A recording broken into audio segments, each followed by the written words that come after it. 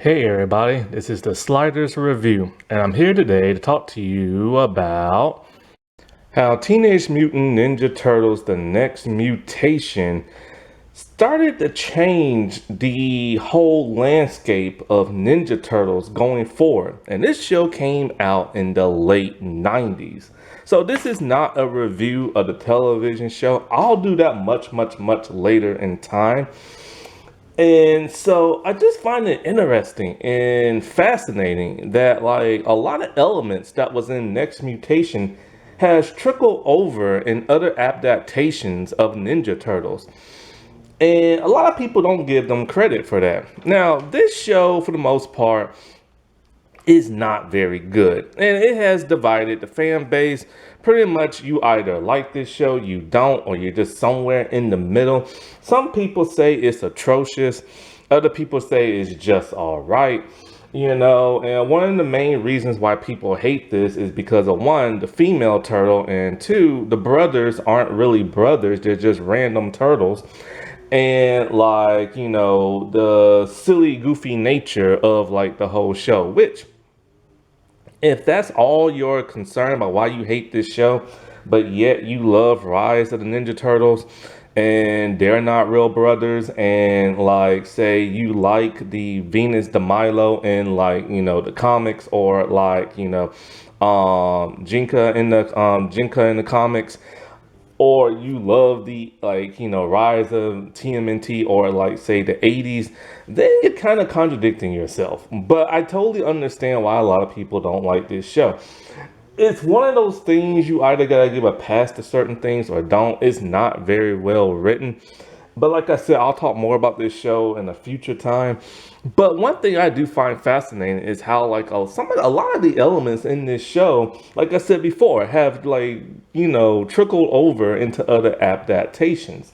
And some of the things are very blatant and some of the other things are very sly, but it's just fascinating how this show that that a lot of the fandom hate have been incorporated into other mediums, into other adaptations.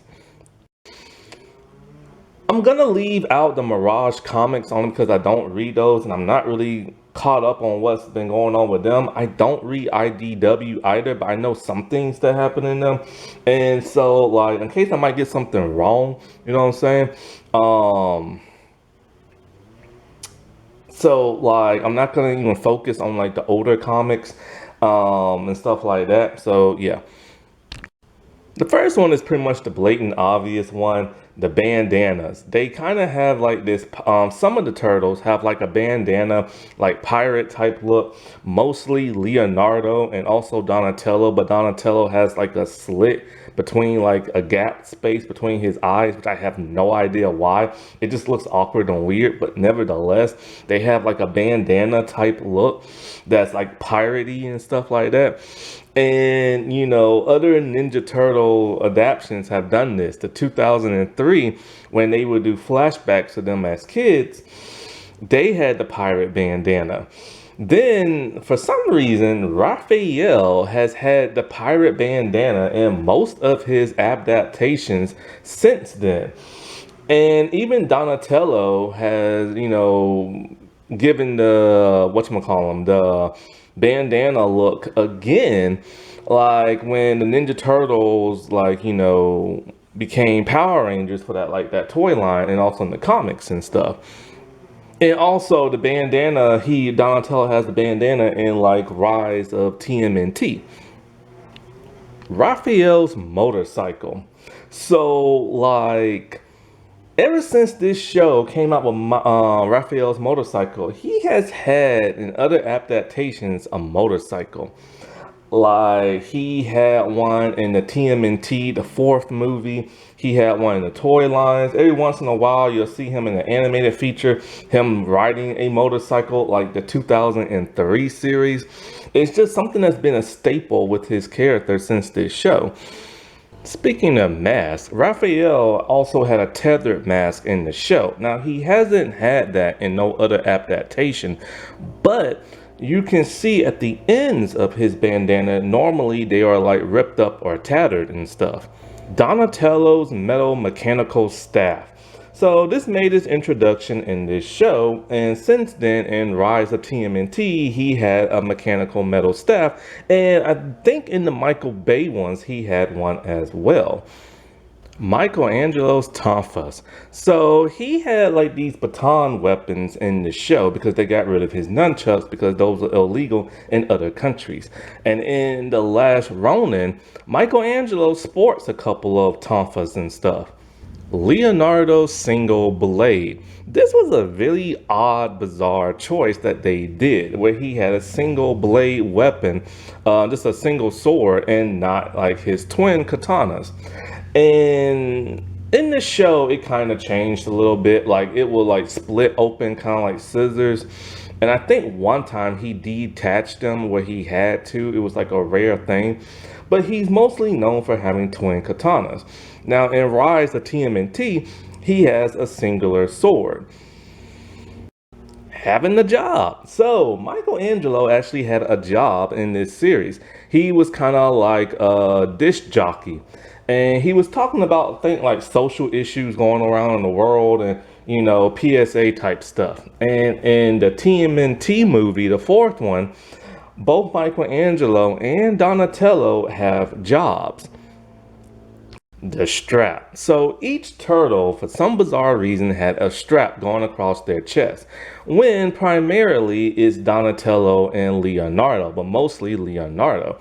Except for some cartoons that don't give Donnie a strap, which is so bizarre. In that 2003, I so badly wanted him to have a strap, and that irritated me so much he didn't have one. But like normally those two have like a strap. For some bizarre, odd reason, they decided to give Raphael and Michelangelo a strap that goes across their chest.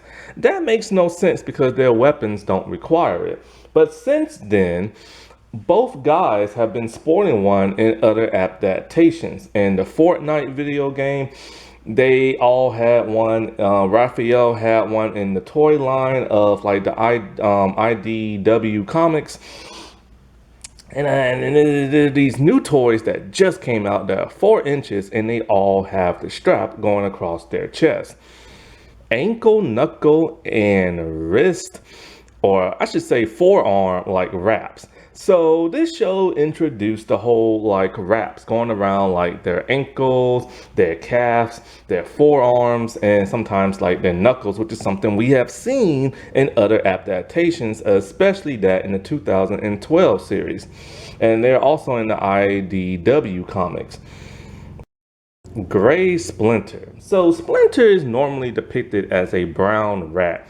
But in this show, he was kind of like grayish brown, but more on the gray side. And in the 2003 series, he was all gray. The turtles not being brothers. So this was a huge conflict when this show came out, that it depicted all 4 turtles as being kind of like adoptive brothers, but not like real brothers and stuff. And that was the dumbest choice they ever made, but they only did that so when they introduced a 5th turtle, a female, they could all hit on her and stuff. Now, ever since then, all the 4 brothers have been brothers except for Rise of TMNT, where each turtle, not only are they turtles, but they are different species of turtle. So seriously, if that's your main complaint about Next Mutation, that they're not real brothers, but you like jump for joy at Rise of TMNT, you're a hypocrite. A dragon for a villain. So in the show, they had a bunch of dragon ninjas as their primary villain. I don't know if the comics ever had like a villain back in the day that was a dragon, but in both the 2003 and 2012 series, they each had a like dragon as a villain. Turtles doing magic. I don't know if they ever truly did it in the old comics. Maybe they did. But I know in this show, the female turtle, Venus, she had magical powers. She tried to teach the brothers to where they could like go meditate to the astral plane or something like that. So it gave them somewhat of like, you know, I think it's shadow walking, I think they called it, or something like that, where they had like brief magical abilities. I don't like when turtles have magic. That's just kind of odd. But of course, in the 2003 series, in that lost season, they had magical powers. And of course, in Rise of TMNT, I think they had like magical like weapons or some crap like that. And last but not least, a female Ninja Turtle, Venus de Milo. The one thing that seems to piss off Peter Laird and most of the fandom. So I believe it says that Kevin Eastman is the one who created her for the show. Peter Laird hates this character to death. When they did the fourth movie, there was to be no mention of her, no joking of a female turtle, no nothing. That was like an adamant rule. Some have said it caused the friendship to break up between the two creators. I don't know if that's true or not, but he hates this character with passion. And so, like, she was an annoying character that the fandom just did not like. Like, I'm like, okay, whatever. She's there. I don't care. But she was a bit annoying. And I never understood why she had a light blue bandana mask when that's like Leo's thing. They could have gave her yellow or pink or something. You know what I'm saying? But anyway, so this, of course, will later kind of be the creation of Jinka. And Jinka, how do you say her name? She was a human that was mutated into that of a Ninja Turtle, and she had a yellow bandana. A lot of people in the fandom of the IDW comics really liked this character. And so she was the second ever, female turtle to ever be created. However, Venus made an introduction in the IDW comics as well as kind of like a Frankenstein type creation and everything. They completely redid her backstory. So she's finally made it into that of the comics. And I remember Peter Laird, he didn't like the idea of a fifth turtle, which is kind of BS because if you know anything about the original trilogy of like Ninja Turtle movies, in the fourth movie, they were supposed to introduce another turtle, a fifth turtle named Kirby, after that of the legendary Jack Kirby. So apparently he was on board at some point, but when it came to that of a female turtle, for whatever reason, he just was adamant that he hates that turtle. And so this has probably been like the biggest thing that happened in the comics because, it gave us a female turtle. So other than these few examples, I can't really think of any more. Yeah, there was a vampire in the series and Raphael got turned into a vampire in 2012. But back in the 80s cartoon, there was a vampire there too. So that don't really count. But it's just kind of interesting and odd because, like I said before, this series is hated throughout the fandom, but yet little details here and there have been plucked from this show and placed in other adaptions of Ninja Turtles. And when they're plucked and put in those other adaptions, people tend to really enjoy it, except for the pirate bandana mask. I keep seeing so many people hate that look. I personally like it. It looked really good on Leo and Donnie and stuff. Alrighty, well, I'll talk to y'all later. Bye.